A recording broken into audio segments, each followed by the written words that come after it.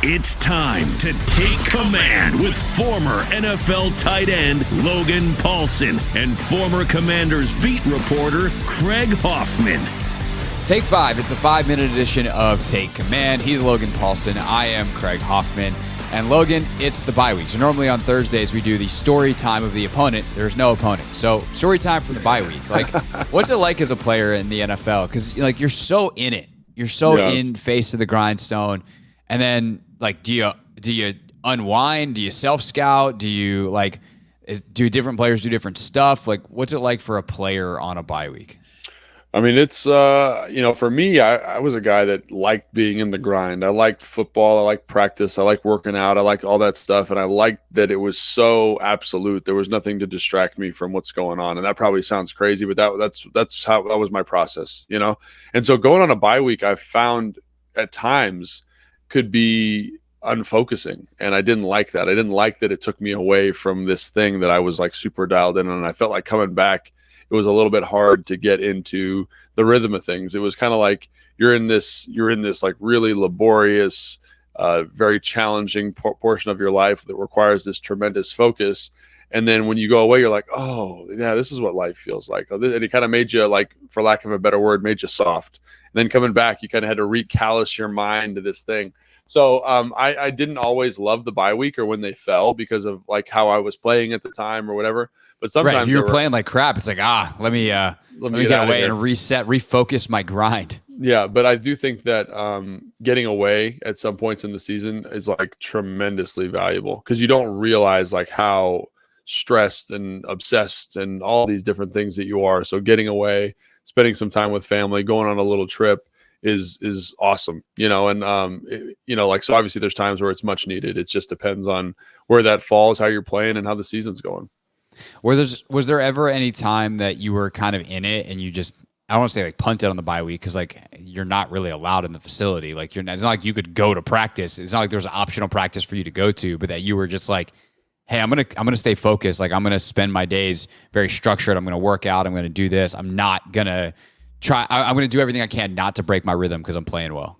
Yeah, there were a couple times where I would do that. And you always do you train, you do the stuff, you go run to the field, but it's just different. It just feels like the off season. You feel like I remember in 12, I was playing pretty good football, and I remember going to Monterey to visit my in-laws, and they have a beautiful place up there. It's on the beach, and you're just this is amazing, and you just can't. I can't have the same level of intensity because it doesn't suck there the way it does suck at the facility. You know what I'm saying? Right.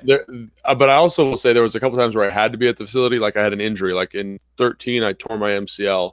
We had an early bye week. It was week 4 or 5. So I tore my MCL, and then I missed the bye week. And so you had to get treatment the whole time you're there. And then I will say I felt the cumulative effects of not getting the bye week in week 14, 15 from a mental standpoint. I just was I am so mentally fried right now. I've been here every single day for treatment. I had no off days. I'm always doing this. I didn't get the bye week. And so